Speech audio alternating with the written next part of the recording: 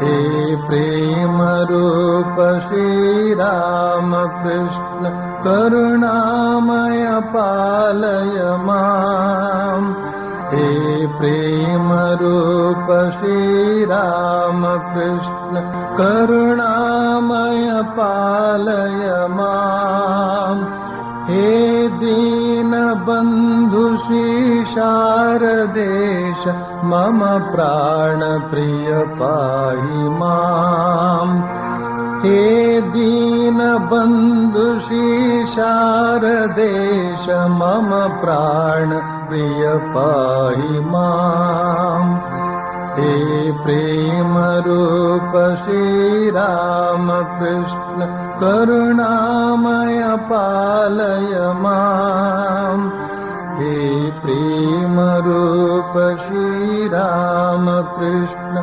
करुणामय पालय माम् हे दीनबन्धु श्री शारदेश मम प्राण प्रिय पाहि माम् हे दीनबन्धु श्री शारदेश मम प्राण प्रिय पाहि माम् हे प्रेम रूप श्री राम कृष्ण करुणामय पालय माम् हे प्रेम रूप श्री राम कृष्ण करुणामय पालय माम् हे दीनबन्धु श्री शारदेश मम प्राण प्रिय पाहि माम् हे दीनबन्धु श्री शारदेश मम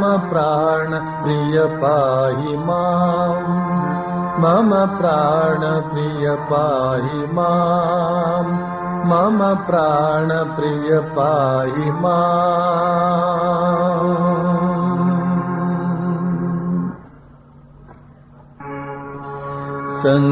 ಸಂಜೆಯಾಗಲು ತವ ಕಿಪುದು ಮನ ದಕ್ಷಿಣೇಶ್ವರ ಯಾತ್ರೆಗೆ ಪರಮಹಂಸರ ತೀರ್ಥವಾಣಿಯ ಪಂಚ ಅಮೃತದ ಪಾತ್ರೆಗೆ ಸಂಜೆಯಾಗಲು ತವ ಕಿಪುದು ಮನ ದಕ್ಷಿಣೇಶ್ವರ ಯಾತ್ರೆಗೆ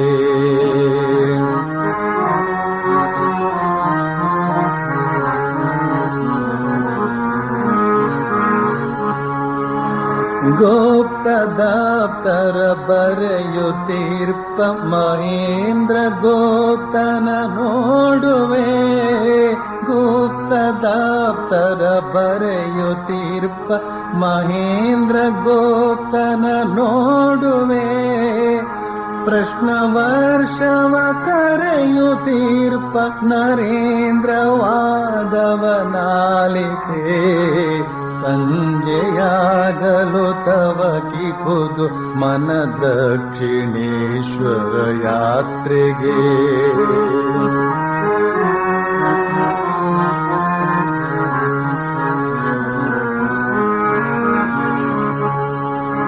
ಅತ್ತ ಕೇಶವ ಚಂದ್ರಸೇನನ ಭಕ್ತಿ ನಮನವ ಕಾಣುವೆ ಅತ್ತ ಕೇಶವ ಚಂದ್ರಸೇನನ ಭಕ್ತಿ ನಮನವ ಕಾಣುವೆ ಇತ್ತ ಮತ್ತ ಗಿರೀಶ ಘೋಷನ ಚಂದ್ರ ಚಿತ್ತದಿ ಕೈಯುವೆ ಸಂಜೆಯಾಗಲು ತವ ಕಿಪುದು ಮನ ದಕ್ಷಿಣೇಶ್ವರ ಯಾತ್ರೆಗೆ ಪರಮಹಂಸರ ತೀರ್ಥವಾಣಿಯ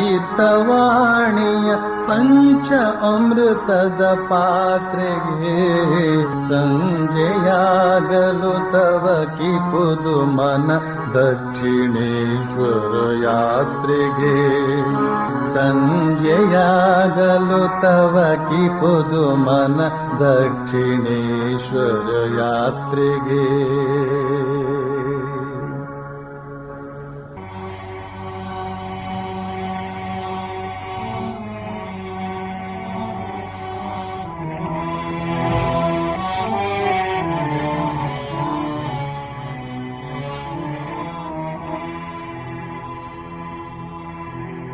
तव कथामृतम्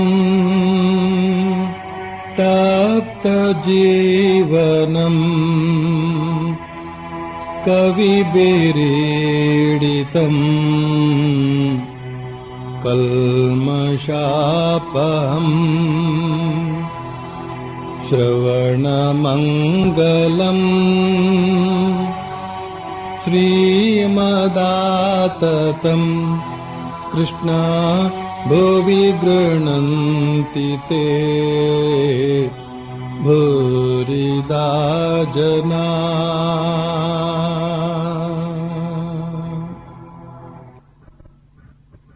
ಶ್ರೀರಾಮಕೃಷ್ಣರು ಈಗ ವಿವರಿಸ್ತಾ ಇದ್ದಾರೆ. ಓಂಕಾರ ಅಂದ್ರೆ ಏನು, ನಿಜವಾದ ಬ್ರಹ್ಮಜ್ಞಾನ ಯಾವುದು, ಬ್ರಹ್ಮ ಸಾಕ್ಷಾತ್ಕಾರವಾದ ಮೇಲೆ ಏನು ಅವಸ್ಥೆ ಉಂಟಾಗುತ್ತೆ ಅಂತನ್ನೋದರ ವಿಷಯವಾಗಿ ವಿವರಿಸ್ತಾ ಇದ್ದಾರೆ. ಹೇಳ್ತಾ ಇದ್ದಾರೆ, ಓಂಕಾರ ಶಬ್ದವೇ ಬ್ರಹ್ಮ. ಋಷಿಗಳು ಹಾಗೂ ಮುನಿಗಳು ಆ ಶಬ್ದ ಬ್ರಹ್ಮದ ಸಾಕ್ಷಾತ್ಕಾರಕ್ಕಾಗಿ ತಪಸ್ಸು ಮಾಡ್ತಿದ್ರು. ಸಿದ್ಧಿ ದೊರೆಯಿತು ಅಂದ್ರೆ ಆ ಶಬ್ದವನ್ನು ಕೇಳಿದ್ರು.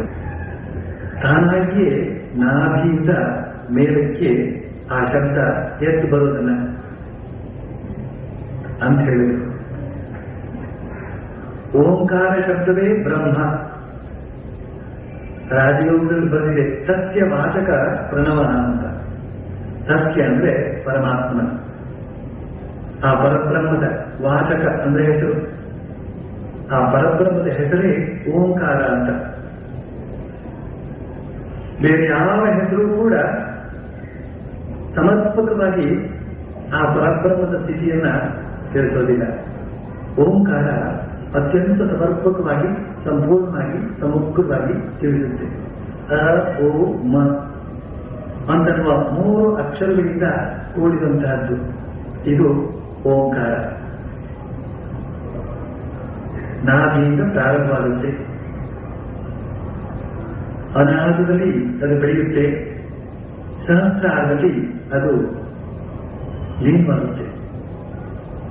ಈ ಅ ಉ ಮ ಅಂತನ್ನೋದು ಹಲವಾರು ಅರ್ಥಗಳನ್ನ ಒಳಗೊಂಡಿದೆ ಅಂತ ಹೇಳೋದಕ್ಕಿಂತ ಸಕಲ ವಿಶ್ವದ ರಹಸ್ಯವನ್ನ ಅದು ಒಳಗೊಂಡಿದೆ ಅಂತ ಹೇಳಿಬಿಟ್ರೆ ಸಂಪೂರ್ಣವಾಗಿ ವಿವರಿಸಿದಂತಾಯಿತು.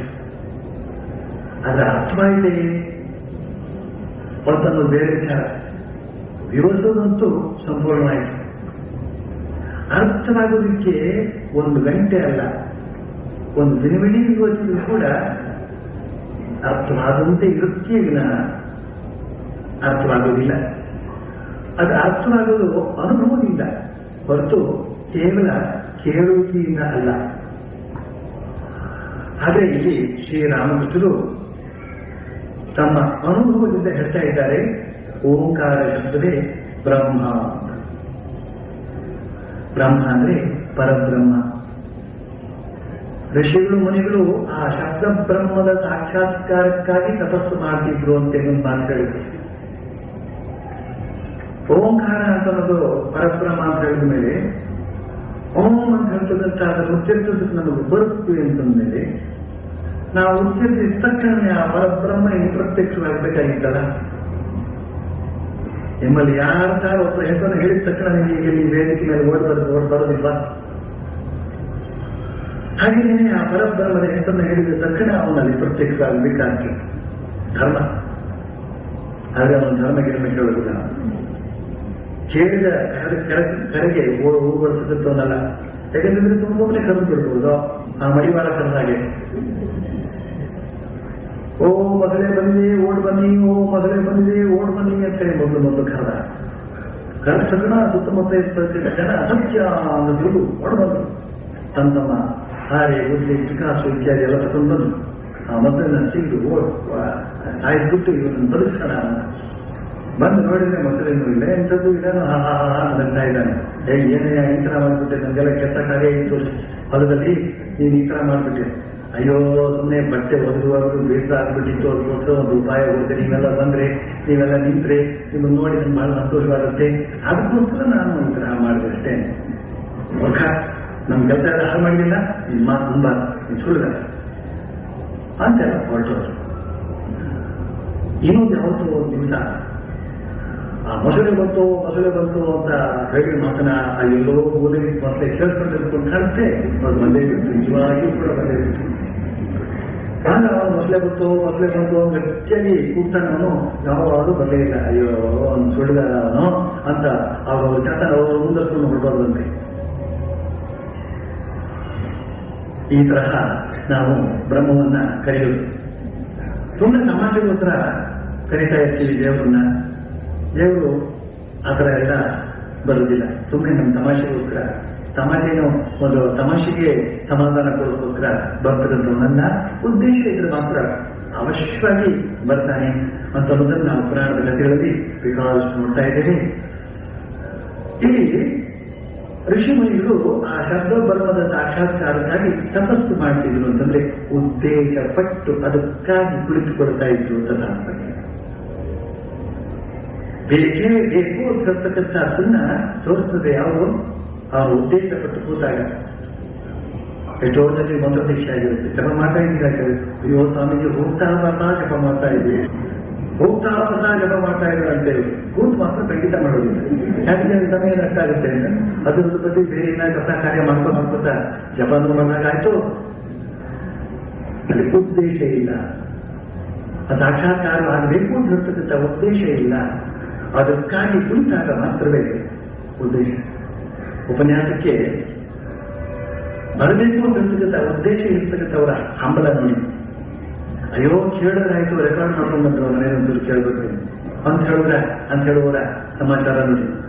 ಆ ಉದ್ದೇಶ ಸಿದ್ಧಿಗಾಗಿ ಅಲ್ಲ, ಆ ಸಿದ್ಧಿಗಾಗಿ ಉದ್ದೇಶ ಪಟ್ಟು ಕುಳಿತಿರ್ಬೇಕಾಗುತ್ತೆ. ಅದು ಅದೇ ತಪಸ್ಸು. ಅದೇ ತಪಸ್ಸು. ಉದ್ದೇಶ ಸಿದ್ಧಿಗಾಗಿ ದೃಢಚಿತ್ತರಾಗಿ ಕೂತ್ಕೊಳ್ತಕ್ಕಂಥ ಅದಕ್ಕೋಸ್ಕರ ಏನೇನು ಮಾಡಬೇಕು ಅದನ್ನ ಶ್ರದ್ಧೆಯಿಂದ ಮಾಡಬೇಕಂತ. ಹಾಗೆ ತಪಸ್ಸು ಮಾಡ್ತಾ ಮಾಡ್ತಾ ಅವರಿಗೆ ಸಿದ್ಧಿ ದೊರೆಯುತ್ತೆ. ಸಿದ್ಧಿ ದೊರೆಯಿತು ಅಂದ್ರೆ ಕೇಳಬಹುದು ಆ ಶಬ್ದವನ್ನ, ಅನಾಹತ ಶಬ್ದವನ್ನ ತಾನಾಗಿಯೇ ನಾಭಿಯಿಂದ ಮೇಲೆ ಕೇಳೋದನ್ನ ಅದು ಶ್ರೀರಾಮಕೃಷ್ಣ ಹೇಳ್ತಾರೆ. ಜಪ ಮಾಡ್ತಾ ಮಾಡ್ತಾ ಮಾಡ್ತಾ ಮಾಡ್ತಾ ಮಾಡ್ತಾ ಅನಾಹತ ಧ್ವನಿ ನಾಭಿಯಿಂದ ಮೇಲಕ್ಕೆ ಎದ್ದು ಅನಾಹತ ಚಕ್ರದಲ್ಲಿ ಅದು ಕೇಳೋದಕ್ಕೆ ಪ್ರಾರಂಭ ಆಗುತ್ತೆ. ಕೇಳಬೇಕು ಅಂತ ಅಪೇಕ್ಷೆ ಪಡುವವರು ಶಾಂತವಾಗಿ ಆ ಒಳ ಕಿವಿಗಳನ್ನ ಹತ್ತ ಕಡೆಗೆ ತಿರುಗಿಸ್ಬೇಕು. ಯಾವ್ಯಾವನ್ನೋ ಮಾತನ್ನು ಕೇಳೋದಕ್ಕೋಸ್ಕರ ನಾವು ಕಿವಿಯನ್ನ ಹೀಗೆ ಎರಡು ಕಿವಿಗಳನ್ನು ಕೂಡ ತೆರೆದಿಟ್ಕೊಂಡ್ಬಿಟ್ಟಿರ್ತೀವಿ. ಅಷ್ಟೇ ಅಲ್ಲ, ಆ ಕಡೆಗೆ ವಾಲಿಸಿ ಇಟ್ಕೊಂಡ್ಬಿಟ್ಟಿರ್ತೀವಿ. ಈ ಶಾರೀರಿಕ ಸಾಮುದ್ರಿಕ ಇದೆಯಲ್ಲ, ಶರೀರ ಸಾಮುದ್ರಿಕದವರು ಹೇಳ್ತಾರೆ, ಯಾರ ಕಿವಿ ಹೀಗೆ ಬಾಕೊಂಡಿರುತ್ತೋ ಅವರಿಗೆ ಚಾಡಿ ಮಾತಿ ಕಿವಿ ಕೊಡೋದಂದ್ರೆ ಬಹಳ ಇಷ್ಟ ಅಂತ ಸೂಚನೆ ಇರ್ತದೆ. ಅವರು ಜನ್ಮಾಂತರದಿಂದ ಚಾಡಿ ಮಾತಿಗೆ ಕಿವಿ ಕೊಟ್ಟು ಆ ಕಿವಿ ಹಾಗೆ ಆ ಕಡೆ ತಿರುಗಿಕೊಂಡಿರುತ್ತದೆ. ಯಾರಿಗೆ ಚಾಡಿ ಮಾತು ಕಿವಿ ಕೊಡೋದು ಇಷ್ಟ ಇಲ್ವೋ ಅವ್ರ ಕಿವಿ ಹೀಗೆ ಹಿಂದಕ್ಕೆ ಹೋಗಿರುತ್ತೆ. ಅದು ಎಂಥ ಮಾತುಗಳಾದ್ರೂ ಕೂಡ ಆ ಕಿವಿಗಳ ಮೂಲಕ ಸುಮ್ಮನೆ ಹರ್ಕೊಂಡು ಹೊರಟೋಗ್ಬಿಟ್ಟಿರ್ತೇವೆ. ಒಳಗೆ ತಗೊಳ್ಳೋದಕ್ಕೆ ಬಿಡೋದಿಲ್ಲ. ಅಂತೂ ಅದೊಂದು ತಮಾಷೆಗೆ ಹೋದೋ ಆ ಸತ್ಯ ಹೋದೋ ಅಂತ ನಮಗನ್ಸುತ್ತೆ. ಅಂತೂ ಈ ಒಳಗಡೆ ಇರತಕ್ಕಂತಹ, ಒಳಗಡೆ ಕೇಳಿ ಬರ್ತಕ್ಕಂಥ ಅನಾಹತ ಶಬ್ದ, ಓಂಕಾರ ಶಬ್ದ, ಪ್ರಣವ ಶಬ್ದ, ಅದನ್ನ ನಾವು ಕೇಳುತ್ತಾ ಈ ತರ ಅದಕ್ಕಾಗಿ ಕುಳಿತು ತಪಸ್ಸು ಮಾಡಬೇಕು. ಅನಾಹತ ಶಬ್ದ. ಆಹತ ಅಂದ್ರೆ ಹೀಗೆ ಅವರನ್ನು ಸೌಂಡ್ ಆಯ್ತು. ಮುಂಚೆ ಹೇಗಾಯ್ತದು, ನಾನು ಇಲ್ಲಿ ತಿದಿ ಒತ್ತಿದೆ, ಈ ಕಡೆ ಮನೆಗಳನ್ನು ಒತ್ತಿದೆ, ಶಬ್ದ ಬಂತು. ಒಂದು ಬಡಿದಾಗ ಶಬ್ದ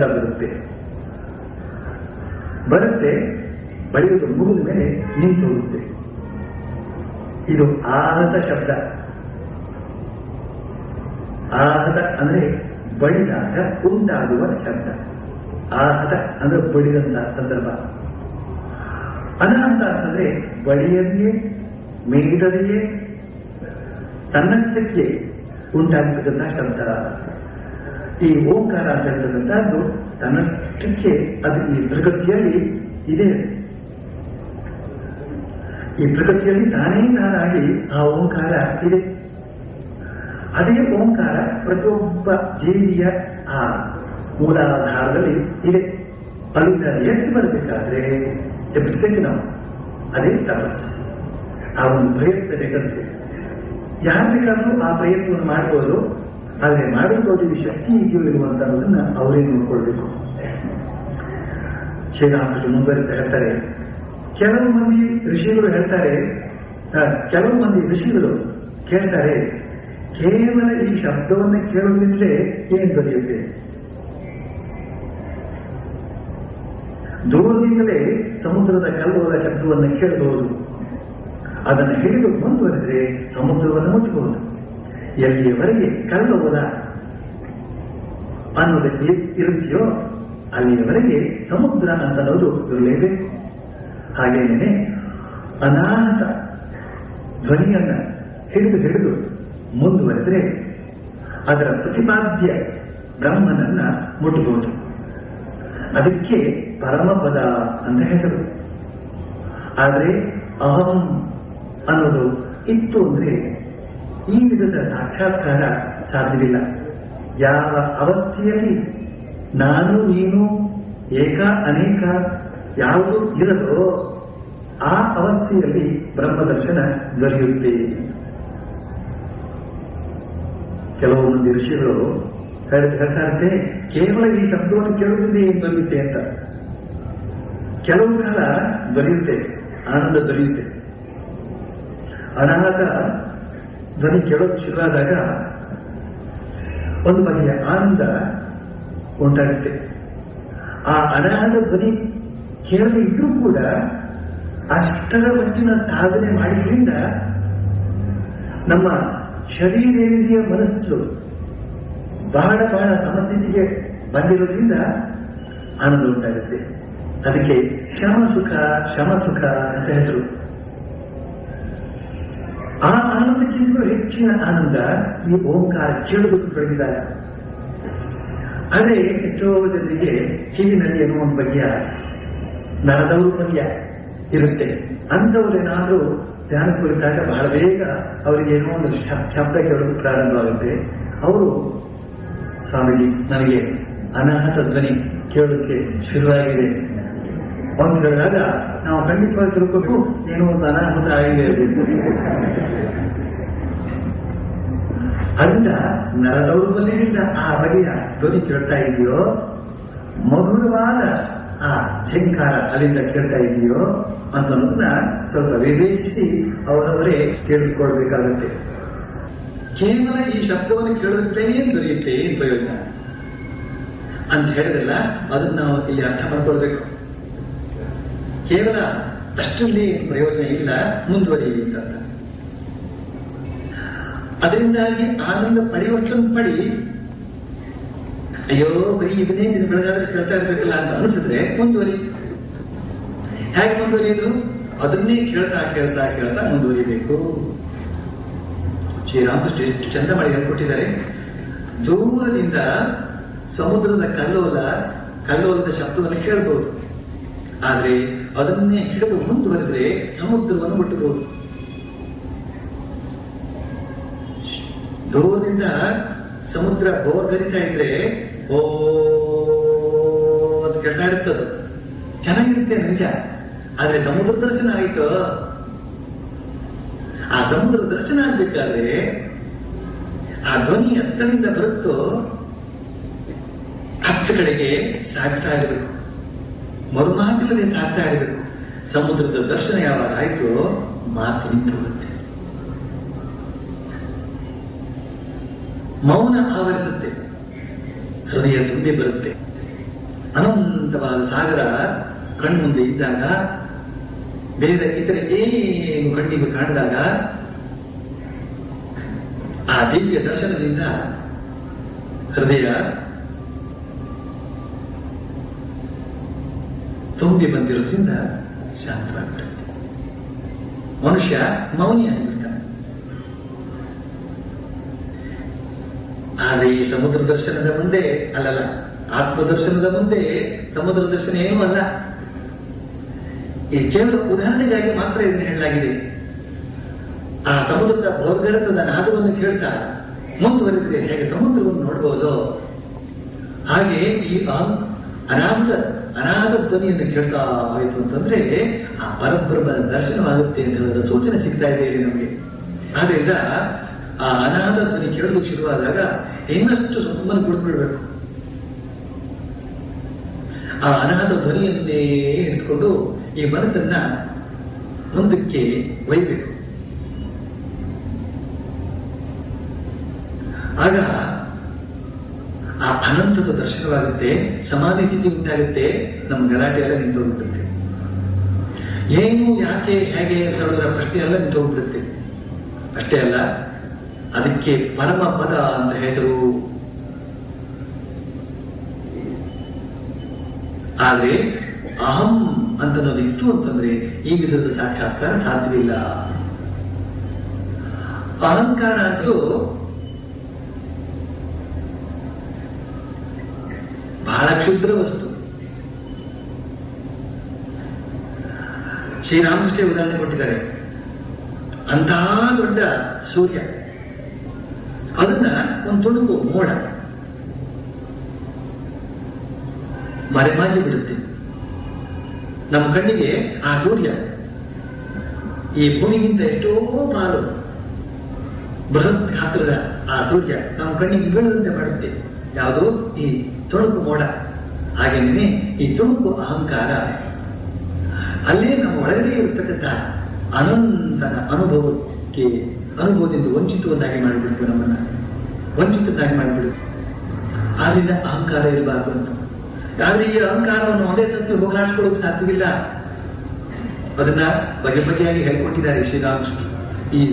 ಈ ಕಾಚಾ ಅಹಂಕಾರ, ಕಾಚಾ ಅಂತಂದ್ರೆ ಕಾಯಿ, ಎಳೆ ನಿಂಬೆ ಕಾಯಿ ಅಂತ ಹೇಳೋದಿಲ್ವೇ? ಈ ಅಹಂಕಾರವನ್ನ ಹಣ್ಣಾಗಿಸ್ಬೇಕು, ಪಕ್ವ ಅಹಂ ಆಗಬೇಕು. ಆ ಪಕ್ವ ಅಹಂನಿಂದ ಬಾಧೆ ಇಲ್ಲ, ಬಾಧಕವಿಲ್ಲ. ಅದನ್ನು ಕರಗಿಸಿಬಿಡ್ಬೋದು, ಸುಲಭವಾಗಿ ಕರಗಿಸಿಬಿಡ್ಬೋದು. ಇನ್ನೂ ಹಲವಾರು ಮಾತುಗಳನ್ನ ಹೇಳ್ಕೊಟ್ಟಿದ್ದಾರೆ, ಅದು ಬೇರೆ ವಿಚಾರ. ಆದ್ರೆ ಈ ಅಹಂಕಾರ ಇತ್ತು ಅಂತಂದ್ರೆ ಆಗ ಸಾಕ್ಷಾತ್ಕಾರವಾಗುವುದಿಲ್ಲ. ಆದ್ರೆ ಒಂದು ವಿಚಾರ, ಯಾವಾಗ ನಾವು ನಮ್ಮ ಗುರುಗಳು ನಮ್ಗೆ ಕೊಟ್ಟಂತಹ ನಾಮ ಜಪವನ್ನು ಹಿಡ್ಕೊಂಡು ಅಥವಾ ಓಂಕಾರವನ್ನು ಹಿಡ್ಕೊಂಡು ಜಪ ಕೊಡ್ತು ಅಂತಂದ್ರೆ, ಗಂಟೆಗಟ್ಟಲೆ ಕೊಡ್ತು ಅಂತಂದ್ರೆ, ಬೆಳಿಗ್ಗೆ ಒಂದು 4 ಗಂಟೆ, ಸಂಜೆ ಒಂದು 4 ಗಂಟೆ ಕೊಡ್ತು ಅಂತಂದ್ರೆ 8 ಗಂಟೆ ಹಾಗೆ ಹೋಯ್ತು ನೋಡಿ. ಯಾವ ಜನಸಂಪರ್ಕವೂ ಕೂಡ ಇರೋದಿಲ್ಲ ನೋಡಿ. ಆಗ ಜನಸಂಪರ್ಕ ಸಿಕ್ಕಿದಾಗ ತಾನೆ ನಾನು ಕಣೋ ಅಂತ ಅನ್ನೋದು. ಜನಸಂಪರ್ಕ ಇಲ್ಲದೆ ತನ್ನೊಳಗೆ ತಾನು ಕೊಡ್ತಿದ್ರೆ ಆ ನಾನೆಲ್ಲ ಹೋಗುತ್ತೆ, ಅದಕ್ಕೊಂದು ಅಸ್ತಿತ್ವವೇ ಇಲ್ಲದಾಗ ಆಗ್ಬಿಡುತ್ತೆ, ಹೇಳ್ಕೊಡೋದಕ್ಕೆ ಅವಕಾಶ ಕರಗೋಗ್ಬಿಡುತ್ತೆ. ಜೊತೆಯಲ್ಲಿ ನಾವು ಈ ಬೃಹತ್ ಅಹಂಕಾರವನ್ನ, ಅಹಂ ಬ್ರಹ್ಮಾಸ್ಮಿ ಅಂತ ಹೇಳ್ತಕ್ಕಂಥ ಅಹಮನ್ನ ನಾವು ಧ್ಯಾನಿಸ್ತಾ ಇರ್ತೇವೆ ನೋಡಿ. ಹಾಗೆ ಧ್ಯಾನಿಸ್ತಾ ಈ ಅಹಂಕಾರ ಕರಗ್ತಾ ಬರುತ್ತೆ. ಅಹಂಕಾರ ಕರೆಸೋದಕ್ಕೆ ಬೇರೆ ಇನ್ಯಾವ ಮಾರ್ಗವೂ ಇಲ್ಲ. ನನಗೆ ಅಹಂಕಾರ ಇಲ್ಲ ಅಂತ ಹೇಳ್ತಾ ಇದ್ರೆ ಅಹಂಕಾರ ಹೋಗುತ್ತೇನೋ, ಇನ್ನು ಜಾಸ್ತಿ ಬಂದಿದೆ ಅವನಿಗಂತ ಅರ್ಥ. ಯಾಕೆಂತಂದ್ರೆ ಅವನ ಒಂದು ಅಹಂಕಾರ ಇದೆ ಅಂತ ಗೊತ್ತಿದೆಯಲ್ಲ, ಆಮೇಲೆ ತನಗೆ ಅಹಂಕಾರ ಇಲ್ಲ ಅಂತ ಹೇಳೋದೇ ಒಂದು ದೊಡ್ಡ ಅಹಂಕಾರ. ಆದ್ರಿಂದ ಅಹಂಕಾರವನ್ನ ಆ ರೀತಿಯಲ್ಲಿ ತೆಗೆಯೋಕ್ಕಾಗೋದಿಲ್ಲ. ಹೇಗೆ ತೆಗಿಬೇಕು ಅಂತಂದ್ರೆ, ಅಹಂಕಾರದ ಮೂಲ, ಅಹಂಕಾರಕ್ಕೆ ಒಂದು ಆಶ್ರಯ ಇದೆಯಲ್ಲ, ಪರಮಾತ್ಮ ವಸ್ತುವೇ ಆಶ್ರಯ. ಆಶ್ರಯದ ಕಡೆಗೆ ಹೋದಾಗ ಈ ಆಶ್ರಿತ ಅಂತ ಹೇಳ್ತಕ್ಕಂಥದ್ದು ಕರಗೋಗ್ಬಿಡುತ್ತೆ. ಈ ರೀತಿಯಲ್ಲಿ ನಾವು ಹೋಗ್ಬೇಕಾಗತ್ತೆ. ಆಗ ಮಾತ್ರವೇ ಏಕ ಅನೇಕ ಅಂತನ್ನುವ ಭೇದ ಹೊರಟೋಗ್ಬಿಡುತ್ತೆ. ಭೇದ ಕಣ್ಣಿಗೆ ಕಂಡ್ರೂ ಕೂಡ, ಎದುರುಗಡೆ ಇದ್ರೂ ಕೂಡ ಅದು ಅವನಿಗೆ ಗೋಚರವಾಗುವುದಿಲ್ಲ. ಇದೆಲ್ಲ ಕೆಲವು ಅನುಭವಗಳು. ಅದನ್ನ ಹೇಳ್ತಾ ಇದ್ದಾರೆ ಶ್ರೀರಾಮಕೃಷ್ಣ. ಬಳಿಕ ಮುಂದುವರಿಸ್ತಾರೆ ನೋಡಿ. ಇನ್ನೂ ವ್ಯವಸ್ಥೆ ಪ್ರಯತ್ನ ಪಡ್ತಾ ಇದ್ದಾರೆ ಅವರು. ಭಾವಿಸಿಕೊಳ್ಳಿ ಏನು ಅಂತ, ಸೂರ್ಯನ ಇದಿರಿಗೆ ನೀರಿನಿಂದ ತುಂಬಿದ 10 ಘಟಗಳು ಇಲ್ಲಿದೆ ಅಂತ. ಘಟ ಅಂದ್ರೆ ಮಡಿಕೆ, ಕೊಡ. ಪ್ರತಿಯೊಂದು ಘಟದಲ್ಲೂ ಸೂರ್ಯನ ಪ್ರತಿಬಿಂಬವನ್ನ ನೋಡಬಹುದು. ಈಗ ಕಂಡು ಬರುತ್ತೆ ಒಬ್ಬ ನಿಜವಾದ ಸೂರ್ಯ ಮತ್ತು 10 ಪ್ರತಿಬಿಂಬಿತ ಸೂರ್ಯರು ಇರೋದಾಗಿ. ಒಂದು ಪಕ್ಷ 9 ಘಟಗಳನ್ನು ಒಡೆದು ಹಾಕಿಬಿಟ್ರೆ ಉಳಿದುಕೊಳ್ಳಲು ಒಬ್ಬ ನಿಜವಾದ ಸೂರ್ಯ ಮತ್ತು ಆತನ ಒಂದು ಪ್ರತಿಬಿಂಬ. ಒಂದೊಂದು ಘಟವು ಒಂದೊಂದು ಜೀವನಿದ್ದ ಹಾಗೆ. ಪ್ರತಿಬಿಂಬದ ಮೂಲಕ ನಿಜವಾದ ಸೂರ್ಯನನ್ನ ಅರಿತುಕೊಳ್ಳಬಹುದು, ಜೀವಾತ್ಮನ ಮೂಲಕ ಪರಮಾತ್ಮನನ್ನ ಅರಿತುಕೊಳ್ಳಬಹುದು. ಜೀವಾತ್ಮ ಸಾಧನೆ ಭಜನೆ ಮಾಡಿದ್ದೇ ಆದ್ರೆ ಆತ ಪರಮಾತ್ಮನ ಸಾಕ್ಷಾತ್ಕಾರ ಪಡೆದುಕೊಳ್ಳಬಲ್ಲ. ಆ ಕೊನೆಯ ಘಟವನ್ನು ಕೂಡ ಒಡೆದು ಹಾಕಿಬಿಟ್ರೆ ನಂತರ ಏನು ಉಳ್ಕೊಳ್ಳುತ್ತೆ ಅಂತ ಅನ್ನೋದನ್ನು ಮಾತ್ರ ಬಾಯಿಂದ ಹೇಳೋದಕ್ಕಾಗೋದಿಲ್ಲ. ಪ್ರತಿಯೊಬ್ಬ ಜೀವನವೂ ಕೂಡ ಒಂದೊಂದು ಘಟ ಅಂತ ಹೇಳ್ತಾ ಇದ್ದಾರೆ. ಜೌರಾಮ್ ದಶರಥ ಕಾ ಬೇಟ ವಹೀರಾಮ್ ಘಟ್ ಘಟನೆ ಲೇಟ ಅನ್ನೋ ಮಾತಿದೆ. ಆ ಒಬ್ಬ ನಾಮನೇ ಪ್ರತಿಯೊಬ್ಬ ಜೀವಿಯ ಹೃದಯದಲ್ಲೂ ಕೂಡ ಅಂತರ್ಯಾಮಿಯಾಗಿ ಇದ್ದಾನೆ ಅನ್ನೋ ಮಾತು ಅಲ್ಲಿ. ಈ ಘಟ ಅಂತನ್ನುವ ಪದ ವೇದಾಂತದ್ದು, ಈ ಶರೀರ ಅಂತಕ್ಕಂಥದ್ದು ಒಂದು ಘಟ. ಇದರೊಳಗಡೆ ಜೀವಾತ್ಮ ಇದ್ದಾನೆ, ಪರಮಾತ್ಮನೇ ಜೀವಾತ್ಮ ರೂಪದಿಂದ ಇದ್ದಾನೆ. ಇದು ಪ್ರತಿಬಿಂಬ. ನಿಜವಾದ ಸೂರ್ಯನೋಪಾದಲ್ಲಿರ್ತಕ್ಕಂತಹ ಪರಮಾತ್ಮ ಅಲ್ಲಿದ್ದಾನೆ.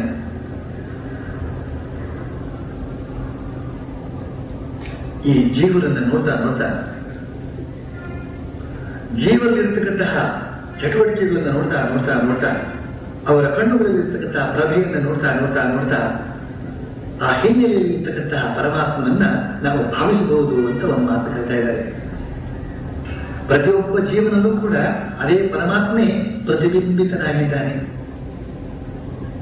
10 ಘಟಗಳಲ್ಲಿ 10 ಸೂರ್ಯ. ಆ 10 ಘಟಗಳನ್ನು ಒಡೆದು ಹಾಕಿದಾಗ ಏನು ಉಳಿದುಕೊಳ್ಳುತ್ತೆ ಅಂತ ನರೇಂದ್ರನನ್ನ ಒಮ್ಮೆ ಕೇಳಿದ್ರು ಶ್ರೀರಾಮಕೃಷ್ಣ. ಆಗ ಒಬ್ಬ ಸೂರ್ಯ ಉಳಿದುಕೊಳ್ತಾನೆ.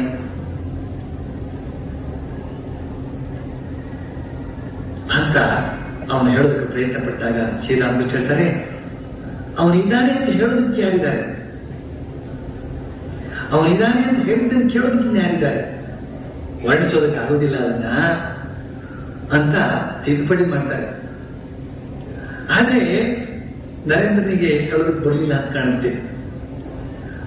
10 ಘಟಗಳನ್ನು ಒಡೆದಾಗಲೂ ಕೂಡ ಒಬ್ಬ ನಿಜವಾದ ಸೂರ್ಯ, ಒಬ್ಬ ಪ್ರತಿಬಿಂಬಿತ ಸೂರ್ಯ ಇರ್ತಾರೆ ಅಂತ ಹೇಳಬೇಕಾಗಿತ್ತು. ಅವನು ಘಾಟವನ್ನು ಹೊಡೆದಾಗ ನೀರು ಎಲೆಗಳು ಚದುರ್ಕೊಳ್ಳೋದಿಲ್ವೇ, ಹರಡ್ಕೊಳ್ಳೋದಿಲ್ವೇ? ಅದರೊಳಗೆ ಒಬ್ಬ ಪ್ರತಿಬಿಂಬಿತ ಸೂರ್ಯ ಕಾಣೋದಿಲ್ವೇ? ಹಾಗೆಯೇ ಶಾಶ್ವತವಾಗಿ ಅಲ್ಲೊಬ್ಬ ನಿಜವಾದ ಸೂರ್ಯ, ಇಲ್ಲೊಬ್ಬ ಪ್ರತಿಬಿಂಬಿತ ಸೂರ್ಯ ಇರ್ತಾನೆ ಅಂತ ಹೇಳ್ಬೇಕಾಗುತ್ತೆ ಅಲ್ಲೇ. ಆದ್ರೆ ಹಾಗಲ್ಲ. ಈ ನೀರೆಲ್ಲ ಆ ಸೂರ್ಯ ಕಿಂದದಿಂದ ಆವಿಯಾಗೋಗುತ್ತೆ. ಆಗ ಏನು ಉಳಿಯುತ್ತೆ ಅಂತ ಹೇಳೋದಕ್ಕೆ ಯಾರೂ ಇರೋದಿಲ್ಲ. ಅವನೇ ಹೇಳ್ಕೊಳ್ಬೇಕು, ನಾನಿದ್ದೇನೆ ನಾನಿದ್ದೇನೆ ಅಂತ. ಆದ್ರೆ ಅದನ್ನು ಕೇಳುವುದು ಮಾತ್ರ ಯಾರು ಇರೋದಿಲ್ಲ. ಆಗ ಮತ್ತೆ ನೀರನ್ನು ಬರುತ್ತಾನೆ, ಮತ್ತೆ ಪ್ರತಿಬಿಂಬಗಳನ್ನು ಬರುತ್ತಾನೆ. ಅದು ಅವನ ಹಿತಾಪತಿ ಅಂತ ಬಿಟ್ಬಿಡಿ, ಅದನ್ನು ಅವನಿಗೆ ಬಿಟ್ಬಿಡಿ. ಆದ್ರೆ ಸತ್ಯಾಂಶ ಏನಪ್ಪಾ ಅಂತಂದ್ರೆ ಒಬ್ಬನೇ ಪರಮಾತ್ಮ ಇರ್ತಕ್ಕಂಥದ್ದು. ಬಳಿಕ ಮುಂದುವರೆಸ್ತಾರೆ ಶ್ರೀರಾಮಕೃಷ್ಣರು, ಜೀವ ಮೊದಲು ಅಜ್ಞಾನಾವಸ್ಥೆಯಲ್ಲಿ ಮುಳುಗಿಕೊಂಡಿರುತ್ತೆ. ಆಗ ಅದಕ್ಕೆ ಭಗವಂತನ ಜ್ಞಾನವಿರೋದು. ತಾನೇ ಪರಮಾತ್ಮ ಅಂತ ಹೇಳ್ತಕ್ಕಂತಹ ಬುದ್ಧಿನೂ ಇಲ್ಲ ಆ ಜೀವಕ್ಕೆ. ಪರಮಾತ್ಮ ಒಬ್ಬ ಇದ್ದಾನೆ ಅಂತ ಹೇಳ್ತಕ್ಕಂತಹ ಗೊಡಬೇಕು ಹೋಗುದಿಲ್ಲ. ಯಾಕೆ ಹೇಳಿದ್ರೆ ಅಜ್ಞಾನ. ನಾವೆಲ್ಲ ಸಾಕು, ನಾವೆಲ್ಲ ಇದ್ದೀವಲ್ಲ, ಹಿತವಾಗಿ ಆನಂದವಾಗಿ ಊಟ ಮಾಡ್ಕೊಂಡು ನಿಂತ್ಕೊಂಡು ಇದ್ದೀವಲ್ಲ ಅಂತ ದೇವರ ಸುದ್ದಿಗೆ ಹೋಗೋದಿಲ್ಲ. ಆದ್ರೆ ದೇವರ ಸುದ್ದಿಗೆ ಯಾವ್ದು ಗೊತ್ತಾನೆ ಅಂತ ಹೇಳಿದ್ರೆ, ಏನೋ ಕಟ್ಟ ತಾಪತ್ರಗಳು ಬರುತ್ತಲ್ಲ, ಮಗಳಿಗೆ ಒಂದು ಗಂಡ ಸರಿಯಾಗಿ ಸಿಕ್ಕುವುದಿಲ್ಲ. ಆಗ ಅವ್ರು ದೇವರ ಹತ್ರಕ್ಕೋ ಸನ್ಯಾಸಿಗಳ ಹತ್ರಕ್ಕೋ ಬರ್ತಿರ್ತಾರೆ. ಇವತ್ತು ತಾನೇ ನಾನು ಅಲ್ಲಿ ಹೋಗಿದ್ದೆ, ಆಂಜನೇಯ ಸ್ವಾಮಿ ಟೆಂಪಲ್, ಮಹಾಲಕ್ಷ್ಮೀಪುರ, ಅಲ್ಲಿ ಬೆಣ್ಣೆ ಅಲಂಕಾರ ಮಾಡಿದ್ರು. ಅಲ್ಲಿ ಹೋಗಿದ್ದೆ, ಮುಗಿಸ್ಕೊಂಡು ಈ ಕಡೆ ಬಂದು ಸುಮ್ಮನೆ ಕೊಡುತ್ತೆ. ಒಂದು 8 ಜನ ಬಂದ್ರಪ್ಪ. ಬಂದು ಬಹಳ ಭಕ್ತಿಯಿಂದ ನಮಸ್ಕಾರ ಮಾಡಿದ್ರು, ಕಾಲು ಹೇಳಿದ್ರು, ಕೆರೆದ್ರು, ಹೇಳಿದ್ರು, ಎಲ್ಲ ಮಾಡಿದ್ರು. ಎದ್ದ ತಕ್ಷಣ ಅವ್ರಿಗೆ ಹೇಳಿದ್ದಿಷ್ಟೇ, ಸ್ವಾಮಿ ನಮ್ಮ ಮಗಳಿಗೆ ಒಂದು ಗಂಡ ಆಗಬೇಕಾಗಿತ್ತು, ಬಹಳ ದಿನಗಳಿಂದ ಕಷ್ಟಪಟ್ಟು ಆದರೂ ಸಿಗಲಿಲ್ಲ, ಓಹೋ ಇವರೆಲ್ಲ ಆತಂದವರು ಅಂತ ಅವ್ರ ಮುಖ ನೋಡಿದ್ರೆ ಗೊತ್ತಾಗುತ್ತೆ, ಒಂದಲ್ಲ ಒಂದು ವ್ಯಥೆ, ಆ ವ್ಯಥೆಯ ಕಥೆ ಅವರ ಮುಖದಲ್ಲಿ ಕಾಣುತ್ತೆ. ಹೀಗೆ ಅಜ್ಞಾನ ಅವಸ್ಥೆಯಲ್ಲಿ ಇವುಗಳೇ ಬಹಳ ಮುಖ್ಯವಾಗಿ ಬಿಡುತ್ತೆ. ತಪ್ಪು ಅಂತ ನಾನು ಹೇಳ್ತಾ ಇಲ್ಲ, ಅವರಿದ್ದಾರೆ, ಅವ್ರ ದೇವರಿದ್ದಾರೆ, ನೋಡ್ಕೊತಾರೆ ಅದನ್ನ. ಆದ್ರೆ ವಿಷಯ ಅದಲ್ಲ. ಭಗವಂತನ ಜ್ಞಾನ ಎದುರಿಸ್ತಕ್ಕಂಥ ಆ ಸಂದರ್ಭದಲ್ಲಿ ಆ ಜೀವಕ್ಕೆ ಕಾಣಿಸೋದು ಯಾವುದು ಅಂತಂದ್ರೆ ಈ ಜಗತ್ತು, ಜಗತ್ತಿನ ನಾನಾ ವಸ್ತುಗಳು. ಆದ್ರೆ ಜ್ಞಾನ ದೊರೆತಾಗ ಶ್ರೀರಾಮಕೃಷ್ಣ ಹೇಳ್ತಾರೆ, ಅದಕ್ಕೆ ಬೋಧೆಯಾಗುತ್ತೆ, ಆ ಜೀವಾತ್ಮನಿಗೆ ಬೋಧೆಯಾಗುತ್ತೆ, ತಿಳಿದು ಬರುತ್ತೆ. ಏನಂತಂದ್ರೆ ಭಗವಂತ ಸರ್ವಭೂತಗಳಿಗೂ ಇದ್ದಾನೆ ಅಂತ. ಒಬ್ಬನ ಕಾಲಿಗೆ ಮುಳ್ಳು ಚುಚ್ಕೊಂಡಿದೆ ಅಂತ ಇಟ್ಕೊಳ್ಳಿ, ಶ್ರೀರಾಮಕೃಷ್ಣ ಹೇಳೋ ಮಾತಿದ್ರು. ಒಬ್ಬನ ಕಾಲಿಗೆ ಮುಳ್ಳು ಚುಚ್ಕೊಂಡಿದೆ ಅಂತ ಇಟ್ಕೊಳ್ಳಿ, ಆತ ಏನ್ ಮಾಡ್ತಾನೆ, ಇನ್ನೊಂದು ಮುಳ್ಳನ್ನ ಹುಡುಕಿ ತಂದು ಮೊದಲನೇ ಮುಳ್ಳನ್ನ ತೆಗೆದುಹಾಕ್ಬಿಡ್ತಾನೆ. ಜ್ಞಾನ ದೊರೆತಾಗ ಆತ ಎರಡು ಮುಳ್ಳನ್ನು ಬಿಸಾಡಿಬಿಡ್ತಾನೆ. ಅಜ್ಞಾನದ ಮುಳ್ಳು, ಜ್ಞಾನದ ಮುಳ್ಳು ಎರಡನ್ನು. ಬಳಿಕ ಆತ ರಾತ್ರಿ ಹಗಲು ಭಗವಂತನನ್ನ ಕೇವಲ ದರ್ಶನ ಮಾಡ್ತಿರೋದೇ ಅಲ್ಲ, ಆತನೊಡನೆ ಮಾತುಕತೆ ಅರ್ಥ ಇರ್ತಾನೆ. ಜ್ಞಾನದ ಮುಳ್ಳು, ಅಜ್ಞಾನದ ಮುಳ್ಳು ಅಂತಂದ್ರೆ ಈ ಮುಳ್ಳಿನ ಸಂಬಂಧವಾಗಿ ಬಹಳಷ್ಟು ಬೇರೆ ಬೇರೆ ಕಡೆಯಲ್ಲಿ ಬೇರೆ ಬೇರೆ ರೀತಿಯಲ್ಲಿ ಹೇಳಿದ್ದಾರೆ. ಇಲ್ಲಿ ಜ್ಞಾನ ಅಜ್ಞಾನ ಅಂತ ಅನ್ನೋದನ್ನ ಎರಡು ಮುಳ್ಳಾಗಿ ಹೇಳಿದ್ದಾರೆ. ಹಾಗಾದ್ರೆ ಜ್ಞಾನ ಒಂದು ಮುಳ್ಳೆ ಅಂತ ಕೇಳಿದ್ರೆ ಅದು ಕೇವಲ ವೈಚಾರಿಕವಾದಂತಹ ಜ್ಞಾನ. ಭಗವಜ್ಞಾನ ಅನುಭವದ ಜ್ಞಾನ ಅಲ್ಲ. ವೈಚಾರಿಕ ಜ್ಞಾನದಿಂದ ಈ ಅಜ್ಞಾನ ಅದನ್ನು ಹೋಗಾಡಿಸ್ಕೊಡ್ತಾನೆ ಮನುಷ್ಯ. ಈಗ ಉಪನ್ಯಾಸಕ್ಕೆ ನೀವು ಇಷ್ಟೊಂದು ಜನ ಬಂದಿದ್ದೀರಿ, ಬಗೆ ಬಗೆಯಾಗಿ ವರ್ಷಗಟ್ಟಲೆಯಿಂದ ಬೇರೆ ಬೇರೆ ರೀತಿಯಲ್ಲಿ ಶ್ರೀರಾಮಕೃಷ್ಣ ಹೇಳಿದ ಮಾತನ್ನ ಕೇಳಿ ಕೇಳಿ ಕೇಳಿ ಕೇಳಿ ನಿಮ್ಮಲ್ಲಿರ್ತಕ್ಕಂತಹ ಶೋಕ ಮೋಹ ಅಂತ ಇರ್ತಕ್ಕಂಥದ್ದು ಬಹಳ ಮಟ್ಟಿಗೆ ಕರಗಿ ಹೋಗಿದೆ. ಅಂದ್ರೆ ಅಷ್ಟರ ಮಟ್ಟಿನ ಜ್ಞಾನ ನಿಮ್ಮಲ್ಲಿ ಉದಯವಾದ್ದರಿಂದ ಅಷ್ಟರ ಮಟ್ಟಿನ ಅಜ್ಞಾನ ನಿಮ್ಮಿಂದ ಕರಗಿ ಹೋಗಿದೆ. ಬಾಕಿ ಉಳಿದಂತಹ ಸಾಮಾನ್ಯ ವ್ಯಕ್ತಿಗಳು ಕೋಟಿ ಕೋಟಿ ಜನ ಹೊರಗಡೆ ಯಾರಿದ್ದಾರೋ ಅವರಿಗೂ ನಿಮಗೂ ಅಜಗಜಾಂತರ. ಅವರು ಸುಮ್ಮನೆ ದುಃಖಿಸ್ತಾ ಇರ್ತಾರೆ, ಇಲ್ಲದಿದ್ರೆ ಮೋಹದಿಂದ ವಿಲಿವಿಲಿ ಒದ್ದಾಡ್ತಾ ಇರ್ತಾರೆ. ಆದ್ರೆ ನೀವು ಸ್ವಲ್ಪ ಆಲೋಚನೆ ಮಾಡ್ತೀರಿ. ಏನನ್ನ ಆಲೋಚನೆ ಮಾಡ್ತೀರಿ? ಏನನ್ನ ಆಲೋಚನೆ ಮಾಡ್ತೀರಿ? ಇಲ್ಲಿ ಉಪನ್ಯಾಸದ ಸಂದರ್ಭದಲ್ಲಿ ಕೇಳಿದ್ದನ್ನ, ಹೀಗೆಲ್ಲ ಕೇಳಿದಂತಹ ನೆನಪು ಬರ್ತದಲ್ಲ, ಆದ್ರಿಂದ ಇಲ್ಲಿ ನಾವು ಹೇಳೋದು ಸರಿ ಇಲ್ಲ, ಇಲ್ಲಿ ಶೋಕಿಸೋದು ಸರಿ ಇಲ್ಲ, ಇಲ್ಲಿ ಅಂಟ್ಕೊಂಡು ಒಬ್ಬ ಮನುಷ್ಯನೊಂದಿಗೆ ಇನ್ನೊಬ್ಬ ಮನುಷ್ಯ ಅಂಟ್ಕೊಂಡು ಆ ಅಂಟು ಪ್ರೀತಿ ಬೆಳೆಸ್ಕೊಳ್ತಕ್ಕಂಥದ್ದು ಸರಿ ಇಲ್ಲ ಅಂತ ಅನ್ನೋದನ್ನೆಲ್ಲ ಅರ್ಥ ಮಾಡ್ಕೊಳ್ತೀರಿ. ಇದು ಈ ಉಪನ್ಯಾಸದ ಮೂಲಕ ಪಡೆದುಕೊಂಡಂತಹ ಜ್ಞಾನದ ಪ್ರಭಾವ ಇದೆ. ಜ್ಞಾನದ ಮುಳ್ಳು ಅಂದ್ರೆ ಈ ಜ್ಞಾನದ ಮುಳ್ಳಿನಿಂದ ಅಜ್ಞಾನ, ಅವಿವೇಕ, ಮೋಹ ಅಂತ ಹೇಳ್ತಕ್ಕಂಥ ಮುಳ್ಳನ್ನ ತೆಗಿಬೇಕು. ಮುಳ್ಳಿನಿಂದ ಮುಳ್ಳನ್ನ ತೆಗಿಬೇಕಾಗುತ್ತೆ ವಿನಃ ಇನ್ಯಾವುದೂ ತೆಗಿಲಿಕ್ಕಾಗೋದಿಲ್ಲ. ಆ ಮುಳ್ಳನ್ನ ಯಾವ ಮುಳ್ಳು ಚುಚ್ಚಿಕೊಂಡು ನೋವು ಮಾಡ್ತಾ ಇತ್ತೋ ಆ ಮುಳ್ಳನ್ನ ತೆಗೆದಂತಹ ಮುಳ್ಳು ಇದು ಅಂತ ಈ ಮುಳ್ಳನ್ನು ನಾವೇನಾದ್ರು ಇಟ್ಕೊಳ್ತೀವೇನೋ, ಅದು ಕೂಡ ಒಂದು ದಿವಸ ಚುಚ್ಚಿಕೊಂಡಿತ್ತು. ಆದ್ರಿಂದ ಈ ಸಾಮಾನ್ಯ ಜ್ಞಾನ ಅಂತಕ್ಕಂತಹ ಮುಳ್ಳು ಅದನ್ನು ಕೂಡ ತೆಗೆದುಬಿಟ್ಟು ಈ ಜ್ಞಾನ ಅಜ್ಞಾನಗಳಿಂದ ಮೀರಿ ವಿಜ್ಞಾನಕ್ಕೆ ಹೋಗಬೇಕು ಅಂತ ಶ್ರೀರಾಮಕೃಷ್ಣ ಮಾತು. ವಿಜ್ಞಾನ ವಿಶಿಷ್ಟವಾದಂತಹ ಜ್ಞಾನ, ವಿವರಪೂರ್ಣವಾದಂತಹ ಜ್ಞಾನ. ಅಲ್ಲಿ ಈ ಅಜ್ಞಾನ ಮತ್ತು ಜ್ಞಾನ ಅಂತ ಹೇಳ್ತಕ್ಕಂಥ ಎರಡು ಮುಳ್ಳುಗಳು ಕೂಡ ಇರುವುದಿಲ್ಲ. ಬಳಿಕ ಅದನ್ನೇ ಮುಂದುವರಿಸ್ತಾ ಇರ್ತಾರೆ. ಯಾರು ಹಾಲಿನ ವಿಷಯವಾಗಿ ಕೇವಲ ಕೇಳಿದ್ದಾನೋ ಆತ ಇನ್ನು ಅಜ್ಞಾನಿ. ಯಾರು ಹಾಲನ್ನು ನೋಡಿದಾನೋ ಆತನಿಗೆ ಜ್ಞಾನನ ದೊರೆತಿದೆ. ಆದರೆ ಯಾರು ಹಾಲನ್ನು ಕುಡಿದು ಹೃಷ್ಟಪುಷ್ಟವಾಗಿದ್ದಾನೋ ಆತನಿಗೆ ವಿಜ್ಞಾನ ದೊರೆತಿದೆ ಅಂತ ಅರ್ಥ ಅಂತ ವಿವರಿಸ್ತಾ ಇದೆ. ಎಷ್ಟು ಚೆನ್ನಾಗಿದೆ ಈ ಮಾತು. ಹಾಲನ್ನು ಕುರಿತಾಗಿ ಕೇಳಿದವನು ಅಜ್ಞಾನಿಯಂತೆ.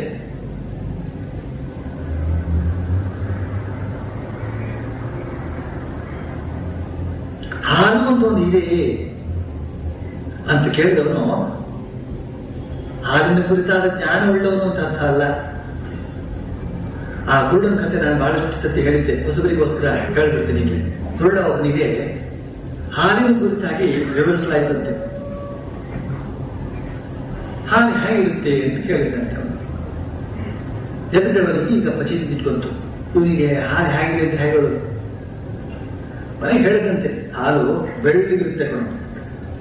ಆ ಕುರುಡನಿಗೆ ಬೆಳ್ಳಗಿರುತ್ತೆ ಅಂತ ಹೇಳಿದ್ರೆ ಹೇಗೆ ಅರ್ಥ ಆಗುತ್ತೆ? ಆಗ ಸ್ವಾಭಾವಿಕವಾಗಿ ಅವನು ಕೇಳಿದಂತೆ, ಬೆಳ್ಳಿಗೆ ಅಂತ ಏನದು? ಓಹೋ, ಈಗ ಬೆಳ್ಳಿಗೆ ಅಂತ ಏನಂತ ಕೂಡ ಹೇಳ್ಬೇಕಾಗ್ತದೆ. ಸರಿ ಹೇಳೋಣ ನೋಡು, ಕೊಕ್ಕರೆ ಅಂತ ಇದೆಯಲ್ಲ, ಕೊಕ್ಕರೆ ಅಲ್ಲ, ಹಾಗೆ ಕೊಕ್ಕರೆ ಬೆಳ್ಳಿಗಿರುತ್ತಲ್ಲ. ಆಗ ಕುರುಡ ಅರ್ಥ ಆಯ್ತು ಅಂತ ಸಂತೋಷ ಪಡಲಿಲ್ಲ, ಬದಲಾಗಿ ಹೇಳಿದಂತೆ, ಆ ಕೊಕ್ಕರೆ ಹೆಂಗಿರುತ್ತೆ? ಕೊಕ್ಕರೆ ಅವ್ರು ಏನ್ ಕಂಡಿರ್ತಾನೆ? ಕಣ್ಣೆ ಏನ್ ಕಂಡಿರ್ತಾನೆ?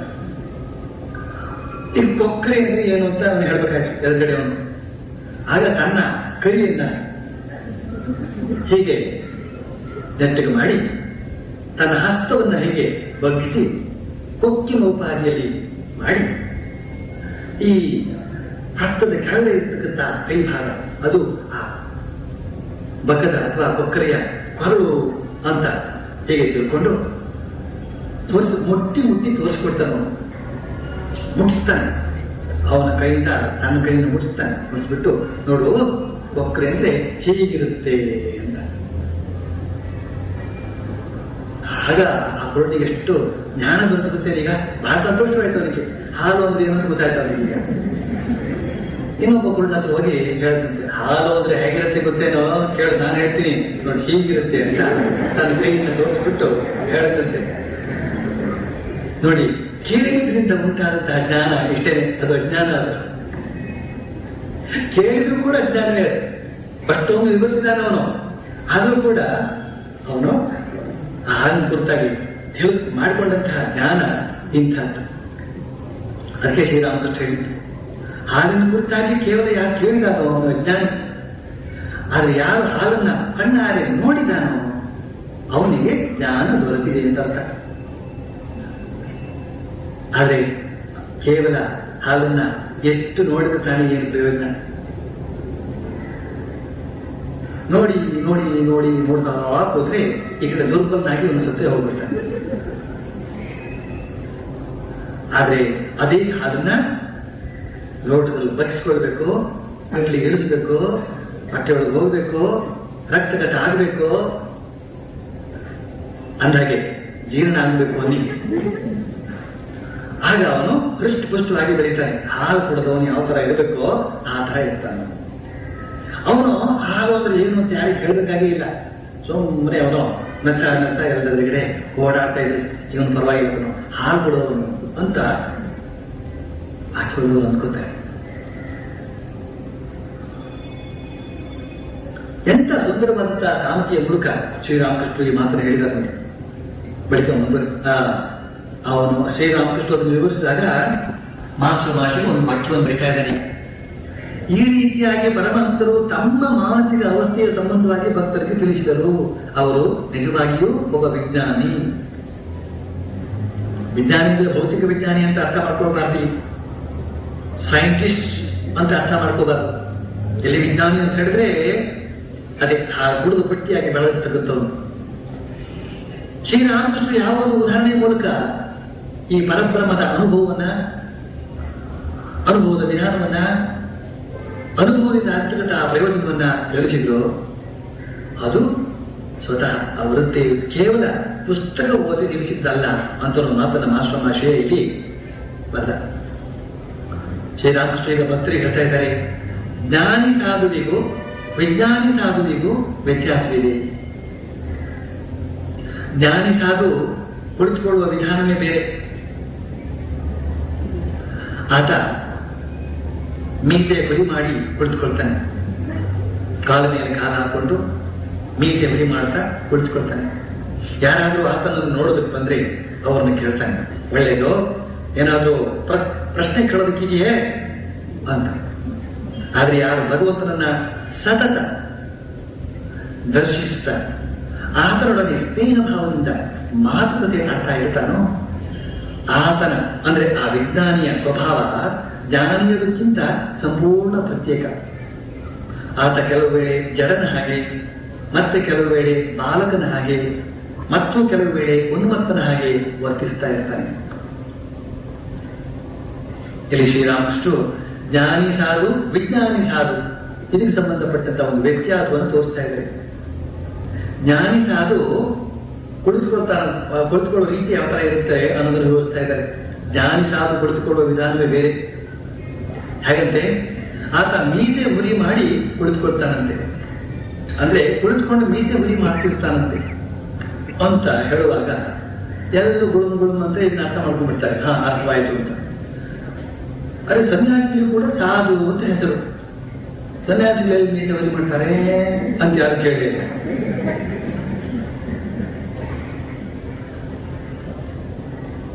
ನೋಡಿದ್ರ, ಒಂದು ಶಬ್ದ ಅದನ್ನ ಸರಿಯಾಗಿ ಅರ್ಥ ಮಾಡ್ಕೊಂಡೇ ಇತ್ತು ಅಂತ ಹೇಳಿದ್ರೆ ಎಷ್ಟು ಗರಿಗರಿ ಆಗುತ್ತೆ.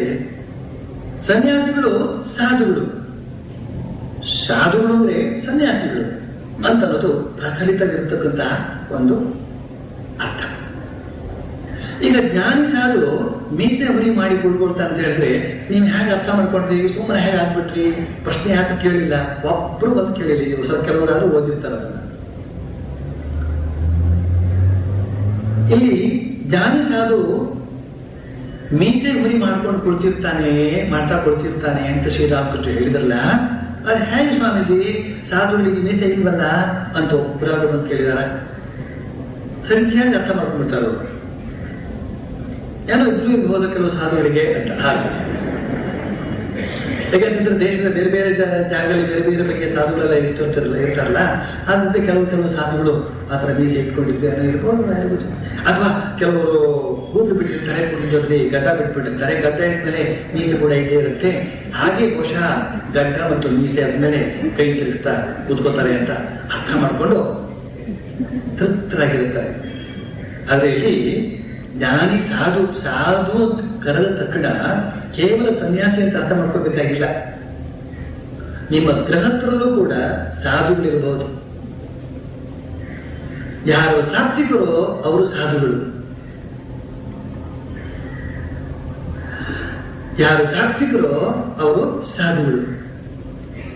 ಗೃಹಸ್ಥರಲ್ಲಿ ಸಾತ್ವಿಕರಿಲ್ವೇ? ಆದ್ರಿಂದ ಅವರು ಕೂಡ ಸಾಧು. ಸನ್ಯಾಸಿಗಳು ಕೂಡ ಸಾತ್ವಿಕರಲ್ವೇ? ಆದ್ರಿಂದ ಅವರು ಕೂಡ ಸಾಧುಗಳು. ಸಾಧ್ವಿ ಅಂತ ಒಂದು ಶಬ್ದ ಇದೆ. ಗೃಹಸ್ಥರಲ್ಲೂ ಕೂಡ ಗೃಹಿಣಿಯರು ಇರ್ತಾರಲ್ಲ, ಅವರು ಕೂಡ ಎಲ್ಲ ಸಾತ್ವಿಕರಾಗಿತ್ತು ಅಂತಂದ್ರೆ ಅವರಿಗೆ ಸಾಧ್ವಿ ಅಂತ ಹೆಸರು. ಈಗ ಈ ಸಾಧು ಅಂತ ಹೇಳ್ತಕ್ಕಂತಹ ಶಬ್ದ ಸಾಮಾನ್ಯವಾಗಿ ಎಲ್ಲರ ವಿಷಯದಲ್ಲೂ ಕೂಡ ಬಳಸಲಾಗುತ್ತೆ. ಯಾರ್ಯಾರು ಒಳ್ಳೆಯವರು ಇರ್ತಾರೋ, ಯಾರ್ಯಾರು ತೊಂದರೆ ಕೊಡೋಕೆ ಬರೋದಿಲ್ವೋ ಅಂತವ್ರನ್ನೆಲ್ಲ ಸಾಧುಗಳು ಅಂತ ಕರೆಯತಕ್ಕಂಥ ಕ್ರಮ ಇದೆ.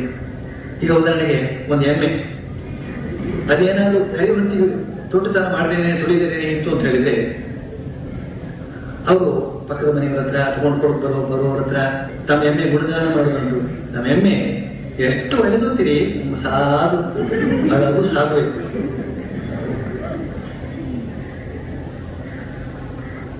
ಅದು ಸಾಧು ಅಂತ ಹೇಳಿ ಯಾಕೆ ಸಾತ್ವಿಕ ಗುಣ ಇದೆ ಅಂತ ಅರ್ಥ ಅಲ್ಲ, ತೊಂದರೆ ಕೊಡೋದು ಬರ್ಲಿಲ್ವಲ್ಲ ಅಷ್ಟಕ್ಕೆ ಸಾಧು ಅಂತ ಬಿರುದು. ಆದ್ರಿಂದ ನೋಡಿ, ಗೃಹಸ್ಥರಾದವರು ಸಾಧುಗಳಾಗಬಹುದು, ಸಾಧುಗಳಾದವರು ಗೃಹಸ್ಥರಾಗಬಹುದು. ಆದರೆ ಸನ್ಯಾಸಿಗಳು ಸಾಧುಗಳು ಹೌದು, ಸನ್ಯಾಸಿಗಳು ಹೌದು. ಗೃಹಸ್ಥರು ಸಾಧುಗಳಾದ ಮಾತ್ರಕ್ಕೆ ಅವರು ಸನ್ಯಾಸಿಗಳಲ್ಲ.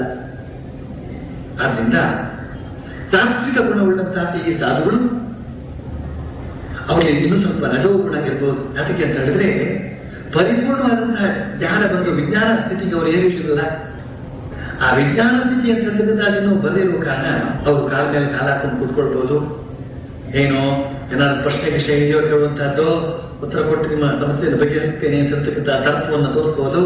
ಬಟ್ ಅದನ್ನ ಸಾತ್ವಿಕ ತರ್ಪ ಅಂತ ಇಟ್ಕೊಳ್ಳಿ.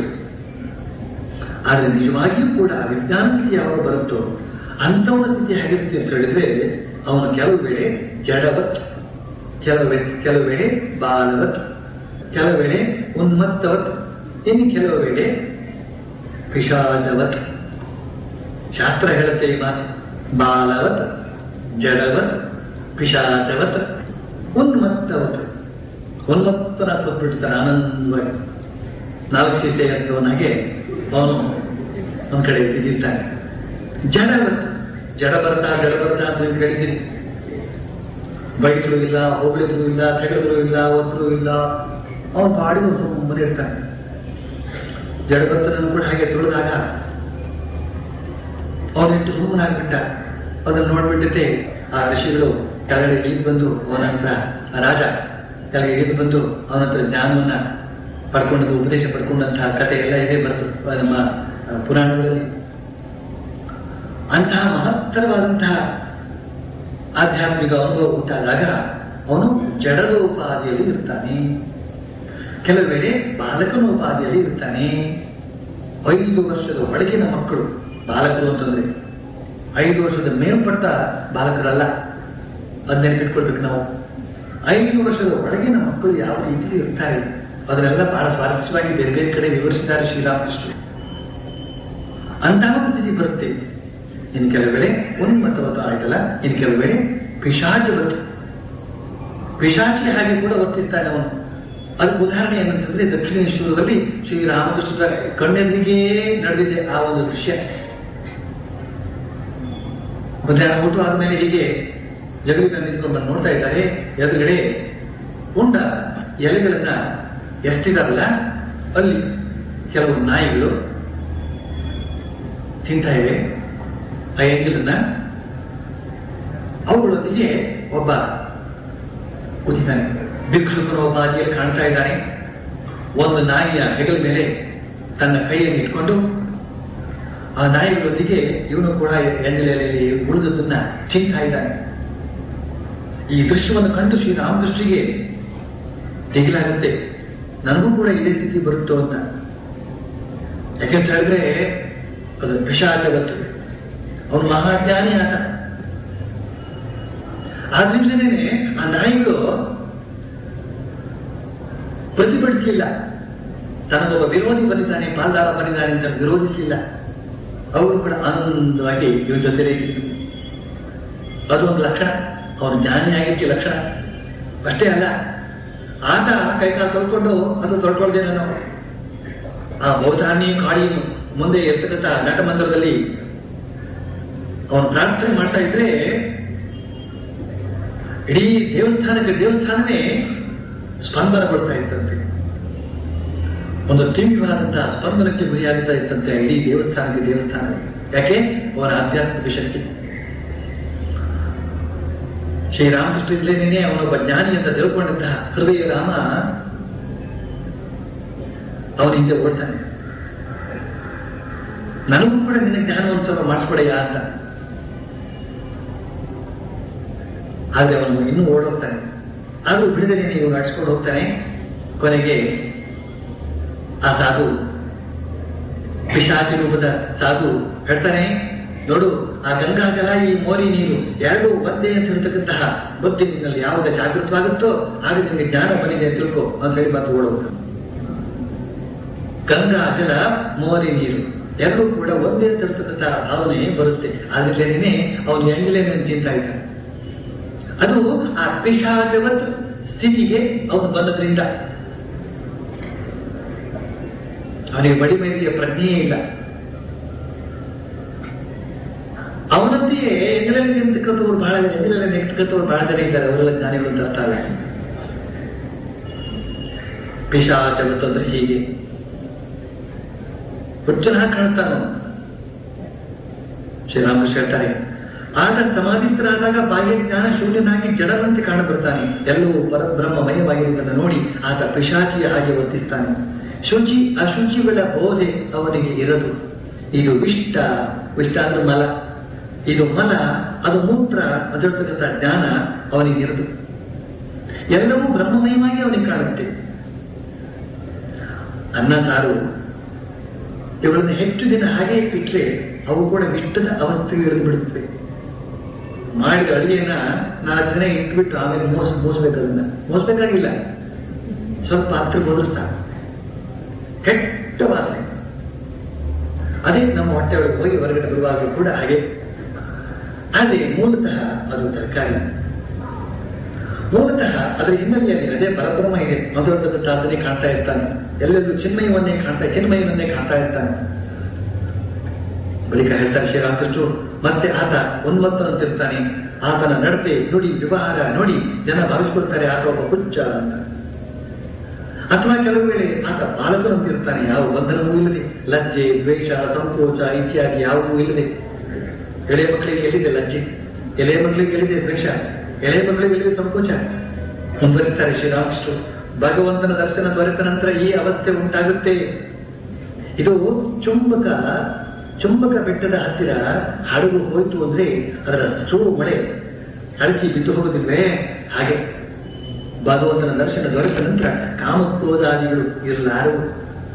ಚುಂಬಕ ಬೆಟ್ಟದ ಉದಾಹರಣೆ ಕೊಟ್ಟು, ಸಮುದ್ರದಲ್ಲಿ ಈ ಹಡಗು ಪ್ರಯಾಣ ಮಾಡ್ತಿರುವಾಗ ಮಧ್ಯೆ ಮಧ್ಯೆ ಆ ಚುಂಬಕ ಬೆಟ್ಟ, ಅಯಸ್ಕಾಂತ ಪರ್ವತ ಅದರ ಹತ್ರ ಏನಾದ್ರೂ ಈ ಹಡಗು ಹೋಯ್ತು ಅಂತಂದ್ರೆ ಒಳಗೆ ಹೋಗ್ಬಿಡ್ತೀವಿ. ಯಾಕೆ ಅಂತ ಹೇಳಿದ್ರೆ ಅದರ ಒಳಗಡೆ ಇರ್ತಕ್ಕಂತಹ ಎಲ್ಲ ಕಬ್ಬಿಣದ ಪದಾರ್ಥಗಳು, ಮಳೆಗಳು ಸಮೇತ ಎಲ್ಲ ಸಡ್ಲಾಗ್ಬಿಡುತ್ತವೆ, ಎಳ ಹಾಕ್ಬಿಡುತ್ತದೆ. ಒಂದೊಂದು ಮಳೆನೂ ಕೂಡ ಎಳಹಾಕ್ಬಿಡುತ್ತೆ, ಅಂತಹ ಶಕ್ತಿ. ಹಾಗೇನೇ ಮನುಷ್ಯ ಇದಾನಲ್ಲ, ಇವನೊಂದು ಹಡಗು. ಪರಮಾತ್ಮ ಇದಾನಲ್ಲ, ಅವನೊಬ್ಬ ಚುಂಬಕ ಪರ್ವತ. ಅವನ ಹತ್ರ ಈ ಮನುಷ್ಯ ಏನಾದ್ರು ಹೋಯಿತು ಅಂತ ಹೇಳಿದ್ರೆ ಈ ಎಲ್ಲ ಮಳೆಗಳಿಗೆಲ್ಲ ಮಳೆಗಳೊಂದು ಯಾರು ಬಂದು ಬೆಳೆದವರೆಲ್ಲ ಒಂದೊಂದು ಮಳೆ. ಕಾಮ, ಕ್ರೋಧ, ಲೋಭ, ಮೋಹ, ಮದ, ಮತ್ಸರ ಇವುಗಳೆಲ್ಲ ಒಂದು ಮಳೆ. ಇಂತಹ ಮಳೆಗಳಿಂದ ಭದ್ರವಾಗಿದ್ದಾನೆ ಒಬ್ಬ ಮನುಷ್ಯ. ಭಗವಂತಂದ್ರೆ ರೂಪ ವಿರೂಪ ಆಗಿಬಿಡುತ್ತೆ, ವಿರೂಪ ಅರೂಪ ಆಗಿ. ಭಗವಂತನ ದರ್ಶನ ದೊರೆತ ನಂತರ ಕಾಮಕ್ರೋಧಾದಿಗಳು ಇರಲಾರವು. ರಸವರ್ಜಂ ರಸೋಕ್ತಿಸ್ಯ ಪರಂ ದೃಷ್ಟ ನಿವರ್ತತೆ. ವಿಷಯ ವಿನಿವರ್ತಂತೆ ನಿರಾಹಾರಸ್ಯ ದೇಹಿನ ರಸವರ್ಜಂ ರಸೋಕ್ತಿಸ್ಯ ಪರಂ ದೃಷ್ಟ ನಿವರ್ತತೆ. ಉಪವಾಸ ಮಾಡಿದವನಿಂದ ವಿಷಯ ವಾಸನೆಗಳೆಲ್ಲ ಅಡಗಿಕೊಂಡಿರುತ್ತವೆ, ಅಷ್ಟೇನೆ, ನಾಶವಾಗುವುದಿಲ್ಲ. ಯಾವಾಗ ಭೋಜನವನ್ನ ಮಾಡಿ ಅವನ ಇಂದ್ರಿಯಗಳೆಲ್ಲ ಅರಳುತ್ತೋ ಆಗ ಆ ಕಾಮಕ್ರೋಧಾದಿಗಳು ಕೂಡ ಎದ್ದುಕೊಳ್ಳುತ್ತವೆ. ಪರಮ ದೃಷ್ಟ ಪರಮಾತ್ಮನನ್ನು ನೋಡಿದಾಗ ಅವುಗಳು ಕೂಡ ಹೊರಟೋಗ್ಬಿಡುತ್ತವೆ. ಅದೇ ಮಾತನ್ನು ಇಲ್ಲಿ ಹೇಳ್ತಾ ಇದ್ದಾರೆ ಶ್ರೀರಾಮಕೃಷ್ಣ. ಬಳಿಕ ಹೇಳ್ತಾರೆ, ಒಮ್ಮೆ ಕಾಳಿ ದೇವಾಲಯಕ್ಕೆ ಸಿಡಿಲು ಹೊಡೆಯಿತು. ಹೋಗಿ ನೋಡಿದಾಗ ಅದು ಮೊಳೆಗಳ ಬಾಯನ್ನೆಲ್ಲ ಮೊಟಕು ಮಾಡಿಬಿಟ್ಟಿತ್ತು ಅಂತ.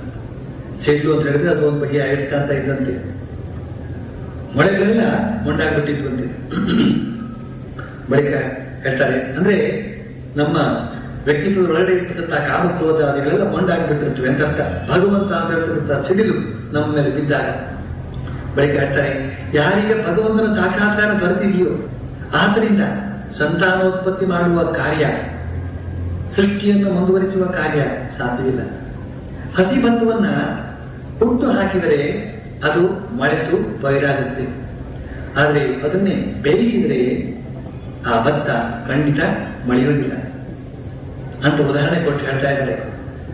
ಸಾಕ್ಷಾತ್ಕಾರವಾಯಿತು ಅಂತ ಹೇಳಿದ್ರೆ ಅವನ ಕಾಮಕ್ರೋಧಾದಿಗಳು ಹೇಳ್ತಕ್ಕಂಥ ಬೀಜಗಳೆಲ್ಲ ಹೊರದು ಹೋಗ್ಬಿಡುತ್ತವೆ, ಅವನಿಗೆ ಸಂತಾನೋತ್ಪತ್ತಿ ಸಾಧ್ಯವಿಲ್ಲ.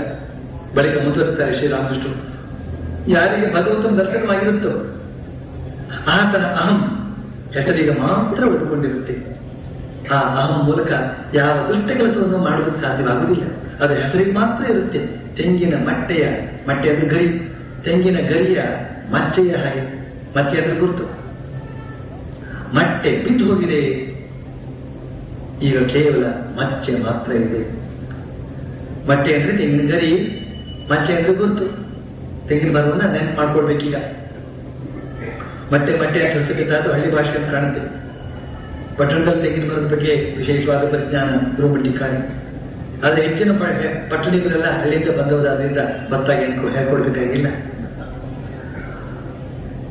ಆತ್ಮಜ್ಞಾನಿಯಲ್ಲಿ ಕಾಮಕ್ರೋಧ ಅಂತ ಹೇಳ್ತಕ್ಕಂಥದ್ದೆಲ್ಲ ಆ ಮಚ್ಚೆ ಉಪಾಧಿಯಲ್ಲಿ ತೆಂಗಿನ ಗರಿ ಹೋದ ಮೇಲೆ ಇರ್ತಕ್ಕಂಥ ಆ ಗುರುತಿದೆಯಲ್ಲ, ಆ ಗುರುತಿನ ಉಪಾಧಿಯಲ್ಲಿ ಇದೆ ಅಂತ ಒಂದು ಉದಾಹರಣೆ ಇದೆ. ಎಲ್ಲರಂತೆ ಇರುವ ಹಾಗೆ ಕಾಣುತ್ತೆ, ಆದರೆ ಅವನಿಂದ ಯಾವ ಬಗೆಯ ಪ್ರಾಪಂಚಿಕ ಕಾರ್ಯಗಳು ಕೂಡ ಸಾಧ್ಯವಿಲ್ಲ. ಬಳಿಕ ಹೇಳ್ತಾರೆ, ನಾನು ಕೇಶವ ಸೇನಿ ಹೇಳಿದೆ, ಅಹಂ ಅಂತ ಅನ್ನೋದನ್ನ ಅಂದ್ರೆ ನಾನು ಕರ್ತ, ಅಂದ್ರೆ ನಾನು ಮಾಡುವವನು, ನಾನು ಲೋಕ ಶಿಕ್ಷಣ ಕೊಡ್ತೇನೆ, ನಾನು ಉಪನ್ಯಾಸ ಮಾಡ್ತೇನೆ ಇತ್ಯಾದಿ ಅಹಂಕಾರವನ್ನ ತ್ಯಾಗ ಮಾಡಿಬಿಡು ಅಂತ. ಅದಕ್ಕೆ ಆ ಕೇಶವಸೇನೆ ಹೇಳಿದ, ಆಶಯರೇ, ಹಾಗಾದ್ರೆ ನಮ್ಮ ಬ್ರಾಹ್ಮ ಸಮಾಜ ಇತ್ಯಾದಿ ಎಲ್ಲ ಏನು ಉಳಿಯುವುದು? ಅದಕ್ಕೆ ನಾನು ಹೇಳಿದೆ, ದುಷ್ಟ ಅಹಮ್ಮನ್ನ ತ್ಯಜಿಸಿಬಿಡು ಅಂತ. ನಾನು ಭಗವಂತನ ದಾಸ, ನಾನು ಭಗವಂತನ ಭಕ್ತ ಅಂತನ್ನುವ ಈ ಅಹಮ್ಮನ್ನ ನೀನು ತ್ಯಜಿಸಬೇಕಾಗಿಲ್ಲ. ದುಷ್ಟ ಅಹಂ ನಮ್ಮಲ್ಲಿ ಇರೋದ್ರಿಂದ ಭಗವಂತನ ಅಹಂ ಎಂದಿಗೂ ಕೂಡ ನಮ್ಮಲ್ಲಿ ನೆಲೆಸೋದಿಲ್ಲ. ಉಗ್ರಾಣವನ್ನ ಒಬ್ಬ ನೋಡ್ಕೊಳ್ತಾ ಇದ್ದರೆ ಮನೆ ಯಜಮಾನ ಆ ಕಡೆ ಸುರಿಯೋದೇ ಇಲ್ಲ. ಒಂದು ಉದಾಹರಣೆ ಕೊಟ್ಬಿಟ್ರು. ಉಗ್ರಾಣಕ್ಕೆ ಯಾರಾದ್ರೂ ಯಜಮಾನರು ಹೋಗ್ತಾ ಇರ್ತಾರೇನೋ, ಯಾಕಂತಂದ್ರೆ ಒಬ್ಬ ಮ್ಯಾನೇಜರ್ನಲ್ಲಿ ಇಟ್ಟಿರ್ತಾರೆ, ಉಗ್ರಾಣಿಯನ್ನ ಅಲ್ಲಿ ನೇಮಕ ಮಾಡಿರ್ತಾರೆ. ಅವನು ಅದನ್ನ ಚೆನ್ನಾಗಿ ನೋಡ್ಕೊಳ್ತಾ ಇದ್ದಾನೆ, ನಾನೇ ನೋಡ್ಕೊಳ್ತೇನೆ ಅಂತ ಅವನು ಕೂತ್ಕೊಂಡಾಗ ಈ ಯಜಮಾನ ಅಲ್ಲಿ ಹೋಗ್ತಾನೇನೋ, ಅವನು ಬಾಡಿಗಿರ್ತಾನೆ. ಯಾವಾಗ ಆ ಉಗ್ರಾಣಿ ಇಲ್ಲ ಅಂತ ಆಯ್ತು, ಉಗ್ರಾಣ ನೋಡ್ಕೊಳ್ತಕ್ಕಂಥವನು ಆ ಯಜಮಾನೇ ಅಲ್ಲಿ ಹೋಗ್ಬೇಕಾಗುತ್ತೆ ಅಂತ ಉಗ್ರಾಣಿ ಮೂಲಕ ನಮ್ಮ ಒಳಗಡೆ ಒಬ್ಬ ಉಗ್ರಾಣಿ ಇದ್ದಾನೆ, ಎಲ್ಲರೂ ನಾನೇ ನೋಡ್ಕೊಡ್ತೀನಿ ಅಂತ ಮನೋಭಾವ ಇದೆಯಲ್ಲ, ಅದೇ ಉಗ್ರಾಣಿ. ಈ ಅಹಂಕಾರ, ಹುಟ್ಕೋಸಿ ಅಹಂಕಾರ ಅಂತ ಹೇಳ್ತಕ್ಕಂಥ ನಮ್ಮಲ್ಲಿ ಇರುವವರೆಗೆ ಆ ಪರಮಾತ್ಮ ಬರೋ ಸಾಧ್ಯವಿಲ್ಲ. ಇದೊಂದು ಬಹಳ ಸ್ವಾರಸ್ಯಕರವಾದಂತಹ ಉದಾಹರಣೆ. ಆದ್ರೆ ಒಂದು ಮಾತನ್ನು ನಾನು ಈ ಸಂದರ್ಭದಲ್ಲಿ ಹೇಳೋಕೆ ಇಷ್ಟಪಡ್ತೇನೆ. ಶ್ರೀರಾಮಕೃಷ್ಣ ಹೇಳಿದ್ರು ಅಂತ ಅಂದ್ಬಿಟ್ಟಿದೆ, ಅಹಂಕಾರವನ್ನು ಬಿಡಬೇಡಿ. ಈ ಅಹಂಕಾರವನ್ನು ಎಷ್ಟು ಬೆಳೆಸ್ಕೊಳ್ಳೋದಕ್ಕೆ ಸಾಧ್ಯವಾಗುತ್ತೋ ಕೊಂಡ್ಕೊಂಡಾಗಿ ಬೆಳೆಸ್ಕೋಬೇಕು. ಯಾತಕ್ಕೆ ಅಂತ ಹೇಳಿದ್ರೆ, ನಮ್ಮಲ್ಲಿ ನಿಜಕ್ಕೂ ಕೂಡ ಸ್ವಾಮಿ ವಿವೇಕಾನಂದ ಹೇಳಿದ ಪ್ರಕಾರ ನಾವೆಲ್ಲ ದಾಲ್ಪಿಂಡಿಗಳಾಗಿದ್ದೇವೆ. ಗುಡ್ ಫಾರ್ ನಥಿಂಗ್, ಬಹಳ ಒಳ್ಳೆಯವ. ಯಾತಕ್ಕೆ? ಅವನೇನು ಮಾಡಲಾರ, ಅದಕ್ಕೋಸ್ಕರ ಒಳ್ಳೆಯವ.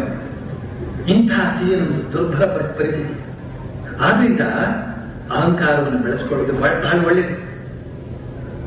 ಹಾಗಾದ್ರೆ ಅಹಂಕಾರ ಕೆಟ್ಟದಲ್ಲೇ? ಏನು ಕೆಟ್ಟದಲ್ಲ.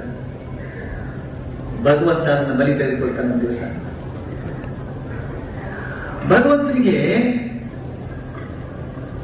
ದುರ್ಬಲವಾಗಿರ್ತಕ್ಕಂತಹ ಕುರಿ ಮೇಕೆ ರುಚಿಸೋದಿಲ್ಲ. ಯಾವ ಕುರಿಯನ್ನ ಮೇಕೆಯನ್ನ ಬಲಿ ಕೊಡಬೇಕಾಗಿದೆಯೋ ಮೊದಲು ಅದನ್ನ ಬಲಿಗೆ ಬಿಡಬೇಕು, ಚೆನ್ನಾಗಿ ತಿನ್ನಿಸಿ ಕೊಂಬಿಸ್ಬೇಕು, ಆಮೇಲೆ ಬಲಿ ಹಾಕ್ಬೇಕು. ಭಗವಂತ ಎಷ್ಟು ಆನಂದ ಪಡ್ತಾನೆ ಅಂದ್ರೆ, ಆ ಬಲಿಯನ್ನು ತಗೊಳ್ತಕ್ಕಂತಹ ಭಗವಂತನೇ ಬೇರೆ ಇರ್ತಾನೆ, ಬಲಿಯನ್ನು ತೆಗೆದುಕೊಳ್ತಕ್ಕಂತಹ ದೇವಿಯೇ ಬೇರೆ ಇರ್ತಾಳೆ, ತಾಮಸಿಕ ದೇವಿ. ಹಾಗೇನೆ ನಮ್ಮ ಅಹಂಕಾರವನ್ನ ಭಗವಂತನಿಗೆ ಬಲಿಯಾಗಿಸಬೇಕಾದ್ರೆ ಅದು ರಾವಣನಷ್ಟು ಬೆಳಿಬೇಕು, ಅಥವಾ ಅದು ಕೌರವನಷ್ಟು ಬೆಳಿಬೇಕು, ಅಥವಾ ಅದು ಹಿರಣ್ಯಕಶಿಪುವಿನಷ್ಟು ಬೆಳಿಬೇಕು. ಹಾಗಿದ್ರೆ ಮಾತ್ರ ನಾವು ಪರಮಾತ್ಮನಿಂದಲೇ ಬಲಿ ತೆಗೆಸಿಕೊಳ್ತೇವೆ. ಅವನೇ ಬಂದು ಅದನ್ನು ಸ್ವೀಕರಿಸ್ತಾನೆ. ಯಾಕಂದ್ರೆ ಮನುಷ್ಯರು ಯಾರು ಕೂಡ ಬಲಿ ಕೊಡೋದು ಸಾಧ್ಯವಿಲ್ಲ ನೋಡಿ. ಇದೊಂದು ಬಹಳ ದೊಡ್ಡ ವಿಚಾರ ನಾನು ಹೇಳ್ತಾ ಇದ್ದೇನೆ. ಎಷ್ಟರ ಮಟ್ಟಿಗೆ ನಾವು ಅಹಂಕಾರ ಶೂನ್ಯರಾಗಿದ್ದೇವೆ ಅಂತ ಹೇಳಿದ್ರೆ, ಷಂಡರೋ ಎಂಬಷ್ಟರ ಮಟ್ಟಿಗೆ. ನ್ಯಾಯವಾದ ವಿಚಾರದಲ್ಲೂ ಕೂಡ ಒಂದಷ್ಟು ಪ್ರತಿಭಟನೆ ತೋರಿಸೋದಕ್ಕೆ ನಮಗೆ ಶಕ್ತಿ ಇಲ್ಲ.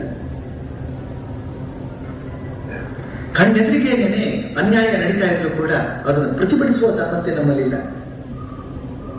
ಯಾತಕ್ಕೆ ಹೀಗಾಗ್ತಾ ಇದೆ? ಗುಡ್ ಫಾರ್ ನಥಿಂಗ್ ಹೇಳ್ತಾ ಇದ್ದೀವಿ ನಾವೆಲ್ಲ. ಹಾಗೆ ಪ್ರತಿಭಟಿಸ್ತೇವೆ ಅಂತಂದ್ರೆ ನಮ್ಮನ್ನು ನಾವು ಉದ್ಧಾರ ಮಾಡ್ಕೊಳ್ಳೋಕೆ ಸಾಧ್ಯವಿಲ್ಲ, ನಾವು ನಮ್ಮ ರಾಷ್ಟ್ರವನ್ನು ಉದ್ಧಾರ ಮಾಡೋಕೆ ಸಾಧ್ಯವಿಲ್ಲ. ಪರಮಾತ್ಮ ಇದ್ದಾನೆ. ನಮ್ಮ ಅಹಂಕಾರವನ್ನು ಸಕಾಲದಲ್ಲಿ ಬಲಿ ತೆಗೆದುಕೊಳ್ಳೋದಕ್ಕೆ ಆ ಪರಮಾತ್ಮ ಇದ್ದಾನೆ. ಅಲ್ಲಿಯವರೆಗೆ ಶ್ರೀರಾಮಕೃಷ್ಣ ಹೇಳಿದಂತ ಈ ಮಾತಿದೆ, ನಾನು ಭಗವಂತನ ದಾಸ, ನಾನು ಭಗವಂತನ ಮಗು, ನಾನು ಯಾವುದು ಕಡಿಮೆ, ನಾನು ಏನ್ ಬೇಕಾದ್ರೂ ಸಾಧಿಸಬಲ್ಲೆ, ನಾನು ಭಗವಂತನ ಮಗು ಅಂತಿರ್ತಕ್ಕಂಥ ಈ ಒಂದು ಭಾವದಿಂದ ನಾವು ಮುಂದುವರಿದಾಗ ಲೋಕಕ್ಕೂ ನಾವು ಕಂಟಕರಾಗೋದಿಲ್ಲ, ಬದಲಾಗಿ ಭಗವಂತನೇ ಸ್ವಯಂ ನಮ್ಮ ಅಹಂಕಾರವನ್ನು ಸ್ವೀಕರಿಸಿ ನಮ್ಮನ್ನ ತನ್ನವರನ್ನಾಗಿಸಿಕೊಳ್ತಾನೆ. ನಾವೇ ಅವನು, ಅವನೇ ನಾವು ಆಗಬಲ್ಲರು.